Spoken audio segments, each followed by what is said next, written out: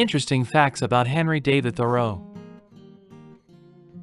If you are returning to the Classic Masterworks channel, welcome back. If you are new, please don't forget to like and subscribe and hit the bell notification so that you will be made aware of our latest content. And now, on with the story. He actually wasn't Henry David Thoreau. Henry David Thoreau was actually named David Henry Thoreau. No one knows why he switched his first two names after moving on from Harvard. Straight from college, Thoreau chose to switch his forenames up and become known as Henry David. However, he never officially had his name changed and remained, formally, David Henry. Civil disobedience was in his blood. Henry David Thoreau's granddad on his mom's side was Asa Dunbar, who had instigated the very first student rebellion in America, the alleged Butter Rebellion at Harvard in 1766.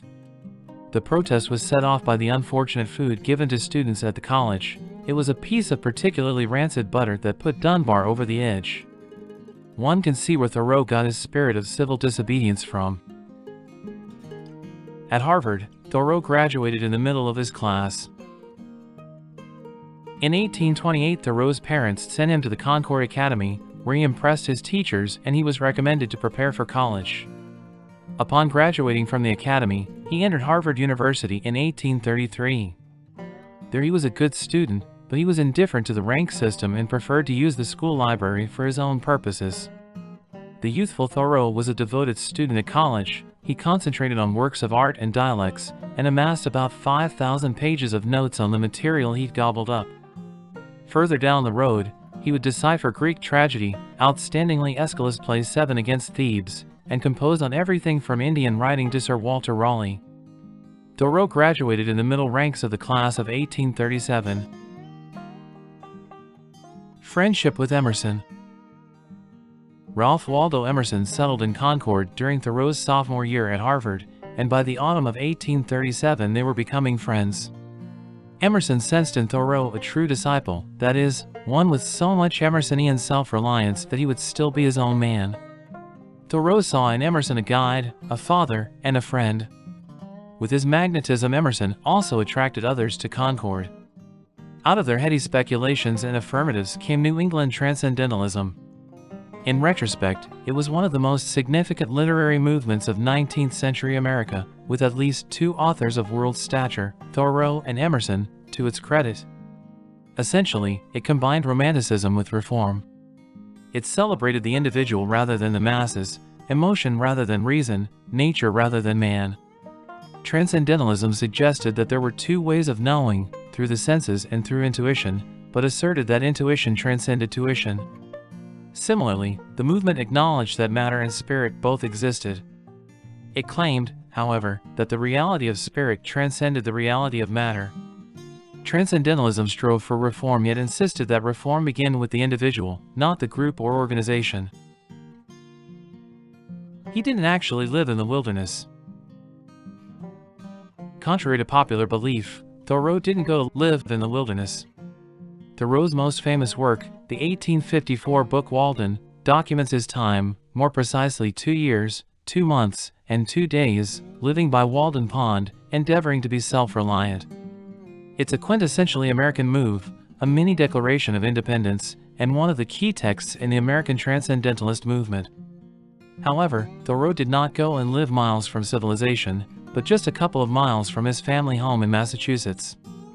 While at Walden Pond, Thoreau described the various realities of life, his intimacy with the small animals he came in contact with, the sounds, smells, and look of woods and water at various seasons, the music of wind in telegraph wires, in short, the felicities of learning how to fulfill his desire to live as simply and self-sufficiently as possible. Nature will bear the closest inspection. She invites us to lay our eye level with her smallest leaf, and take an insect view of its plane, he wrote. The social reformer. Midway through his time at Walden, Thoreau spent a night in jail. On an evening in July 1846, he encountered Sam Staples, the constable and tax gatherer. Staples asked him amiably to pay his poll tax, which Thoreau had omitted paying for several years. Thoreau declined, and Staples locked him up. The next morning a still unidentified lady, perhaps his aunt, Maria, paid the tax. Thoreau reluctantly emerged, did an errand, and then went to collect huckleberries. After just a single night in custody, he had decided to make his point that he could not support a government that endorsed slavery and that waged an imperialist war against Mexico. His defense of the private, individual conscience against the expediency of the majority found expression in his most famous essay, Civil Disobedience, which was first published in May 1849 under the title Resistance to Civil Government. The essay received little attention until the 20th century, when it found an eager audience with the American civil rights movement. To many, its message still sounds timely: there is a higher law than the civil one, and the higher law must be followed even if a penalty ensues. So does its consequence. Under a government which imprisons any unjustly, the true place for a just man is also a prison. People don't know how to pronounce his name. Although it is most commonly pronounced Thoreau, but in Thoreau's own lifetime it appears to have been pronounced Thoreau, at least in the part of New England where Thoreau lived. Fellow inhabitant of Concord, Massachusetts, Amos Bronson Alcott, father of novelist Louisa May Alcott, wrote that the name was usually pronounced like the word thorough in American English, though Thoreau was more common in New England. Thoreau's influence has been immense. Thoreau's books, articles, essays, journals, and poetry amount to more than 20 volumes. Among his lasting contributions are his writings on natural history and philosophy, in which he anticipated the methods and findings of ecology and environmental history, two sources of modern-day environmentalism. Thoreau's writing has influenced a number of key 20th century political figures. His essay on Civil Disobedience, 1849, helped to inspire Mohandas Gandhi and Martin Luther King. The essay, also known as Resistance to Civil Government, grew out of a lecture Thoreau gave after he'd spent a night in the cells for refusing to pay his poll tax. He refused on ethical grounds, partly because he opposed slavery in the United States. Along with Walden, it is now considered by many Thoreau's defining work. As he wrote, "There is no value in life except what you choose to place upon it, and no happiness in any place except what you bring to it yourself." Thoreau's life, so fully expressed in his writing, has had a pervasive influence because it was an example of moral heroism and an example of the continuing search for a spiritual dimension in American life. Thank you for watching. If you are returning to the Classic Masterworks channel, welcome back. If you are new, please don't forget to like and subscribe and hit the bell notification so that you will be made aware of our latest content.